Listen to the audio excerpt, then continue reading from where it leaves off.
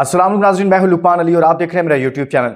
नाज़रीन, champions trophy के बाद पाकिस्तान की पहली सीरीज न्यूजीलैंड के साथ T20 सीरीज का पहला मैच और इस पहले मैच की प्लेइंग 11 वो कौन कौन से नाम हैं जो पहली मर्तबा पाकिस्तान की प्लेइंग 11 का हिस्सा बन रहे हैं, पाकिस्तान की तरफ से खेलेंगे और T20 फॉर्मेट में एक लंबे अरसे के बाद बाबर आजम और मोहम्मद रिजवान के बगैर पाकिस्तान टीम खेलने जा रही है। और इस टीम का हिस्सा कौन कौन बने हैं, यानी कि प्लेइंग 11 का कौन कौन हिस्सा बने हैं। आधी टीम तब्दील कर दी गई है और प्लेइंग 11 में स्पेशली स्क्वाड आप सबको पता है, लेकिन जो प्लेइंग 11 है उसमें भी आधी नई टीम है और जो लोग नहीं हैं, यानी कि बाबर और रिजवान T20 में नहीं है, बाकी भी नहीं है, तो नए कौन से शामिल हुए हैं ये मैं आपके सामने रखूंगा। ये एक नई टीम का इम्तिहान है, नए लड़कों का इम्तिहान है और साथ में मैं आपको बताऊं बहुत सारे लोगों का ये सीरीज इम्तिहान है।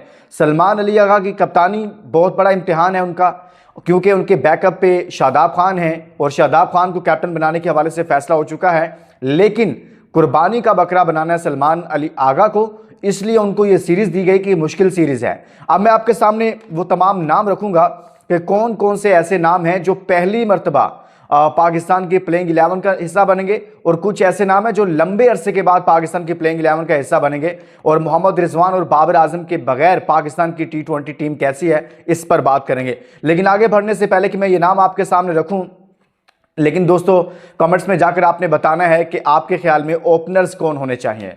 मोहम्मद हारिस, और मैं आपको बता देता हूं कि ओपनिंग कौन करेंगे, हसन नवाज और मोहम्मद हारिस ओपनिंग करेंगे पाकिस्तान की तरफ से T20 में। लेकिन आप भी अपनी राय दीजिएगा, अगर आप समझते हैं कि यही दो बेस्ट हैं तो आपने इनका नाम भी लिखना है, या कोई और समझते हैं तो उनका नाम भी जरूर लिखिएगा। और जो नए दोस्त हमारे साथ आए हैं उनको वेलकम कहता हूं। ये आपका चैनल है, आपका प्लेटफॉर्म है, यहाँ आपको बहुत सारी इनसाइड स्टोरीज मिलेंगी, सो चैनल जरूर सब्सक्राइब कीजिएगा।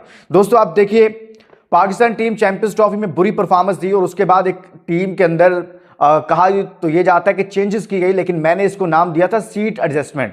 यानी कि हुआ कुछ नहीं है, सीट एडजस्टमेंट हुई।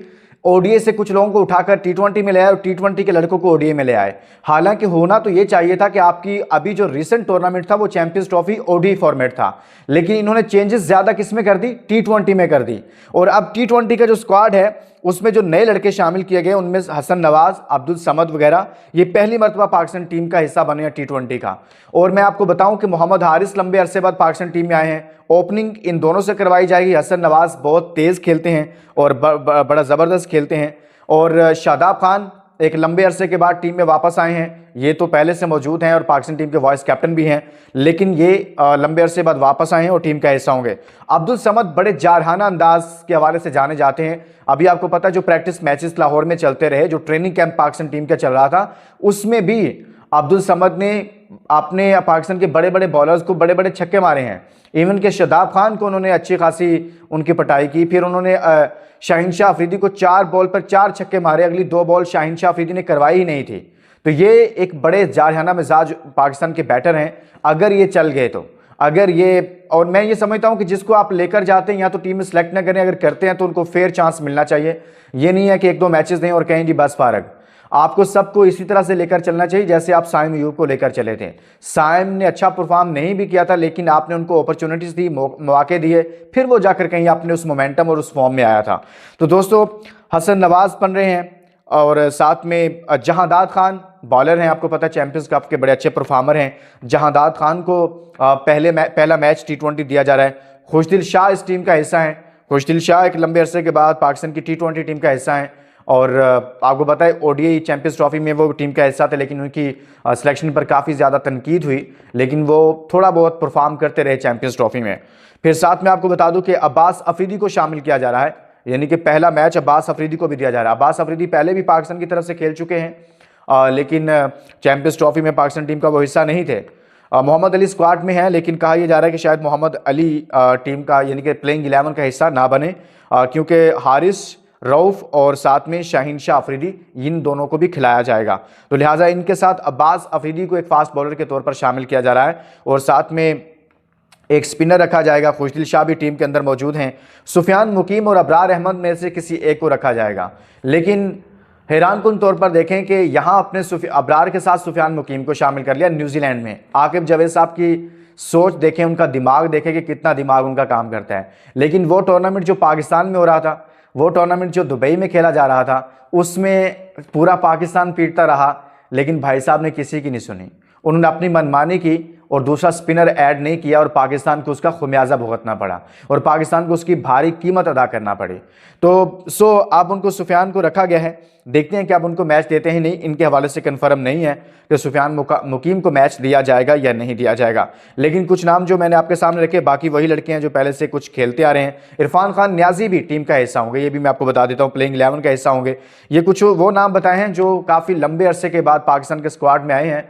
और सलमान अली आगा इस टीम के कैप्टन हैं और सलमान अली आगा की कप्तानी पर शाहिद खान अफरीदी ने सवाल उठाया है। वो कहते हैं कि आपने इनको कैसे कैप्टन बना दिया, इनकी परफॉर्मेंस क्या है, इनकी ओडीआई की एवरेज क्या है, स्ट्राइक रेट क्या है, 60-70 का स्ट्राइक रेट है, 10 की आई थिंक एवरेज है इनकी। तो आपने 6 मैचेस में 50 के करीब उनके रन्स हैं, तो आपने कैसे किस परफॉर्मेंस की बेस पर उनको T20 का कैप्टन बना दिया। और साथ में वो शादाब की वापसी पर भी तनकीद कर रहे थे और वो कह रहे थे कि शादाब खान ने कहाँ परफॉर्म किया है, जो आपने ड्रॉप किया। तो इसका मतलब है, ड्रॉप का मतलब होता है कि जिसने अब वापस आना है उसने कहीं ना कहीं परफॉर्म करना है। तो शादाब खान ने कहाँ पर परफॉर्म किया है जो आप उसे वापस लेकर आ रहे हैं। तो इसका जवाब तो खैर किसी के पास भी नहीं है, लेकिन पाकिस्तान क्रिकेट में ऐसा ही होता है। आपको याद है कि अजहर अली पाकिस्तान के बैट्समैन, वो 2015 का वर्ल्ड कप नहीं खेले थे, स्क्वाड में नहीं थे, लेकिन जब 2015 का वर्ल्ड कप टीम हार कर आई तो वो उस टीम के कैप्टन बन गए थे। ये सब कुछ पाकिस्तान में चलता रहता है और पाकिस्तान की क्रिकेट में ऐसी बहुत सारी चीज़ें जो हैं वो होती रहती हैं। आई थिंक ये पाकिस्तान टीम से आप ड्रॉप होते हैं और वापस आप बतौर कैप्टन टीम में वापस आते हैं, इनके कप्तान बनकर आप टीम का हिस्सा बन जाते हैं। तो शादाब खान साहब ने भी कोई परफॉर्मेंस नहीं दी कहीं पर भी, किसी भी ट्रॉफी में, किसी डोमेस्टिक में। इनफरादी परफॉर्मेंस की बात कर रहा हूँ, कहीं पर विकेटें हासिल की हों, कहीं पर बतौर बैटर उन्होंने रन्स कर दी हों, कुछ भी नहीं है। तो सलमान अली आगा को बेसिकली एक टफ सीरीज़ दी गई है, वो इसलिए कि, लेकिन असल चीज़ ये थी कि आप मोहम्मद हारिस को कैप्टन बनाते। हारिस जारहाना मिजाज हैं और फिर पाकिस्तान क्रिकेट बोर्ड ये दावा करता था कि हम हारिस को पाकिस्तान T20 का कैप्टन के तौर पर तैयार कर रहे हैं। एक लंबे अरसे से ये बात हो रही थी। उसको अंडर 19 की कप्तानी करवाई गई, पाकिस्तान A टीम की कप्तानी वो करता रहा, शाहीन की कप्तानी वो करता रहा। आपने मुख्तलिफ जगहों पर उससे कप्तानी करवाई, इवन के चैंपियंस कप में एक टीम का उसे कैप्टन बनाया, लेकिन आपने अब उसे कप्तान नहीं बनाया। क्यों नहीं बनाया? कोई रीज़न, कोई वजह? जिससे आप नीचे ग्रूम करके लेकर आ रहे हैं उसे आप कैप्टन नहीं बनाते।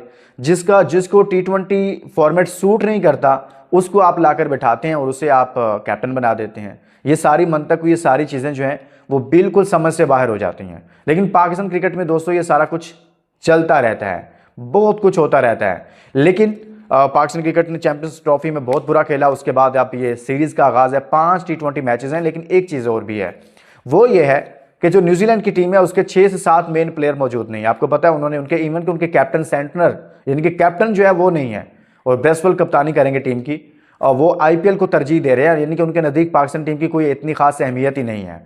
तो यहाँ पर हम पहुँचे हुए हैं। अल्लाह करे कि पाकिस्तान टीम कम बैक करे। इसके साथ ही दोस्तों इजाज़त दीजिए, इस वीडियो को शेयर कीजिएगा, अपना बहुत सारा ख्याल रखिएगा। अल्लाह हाफिज़।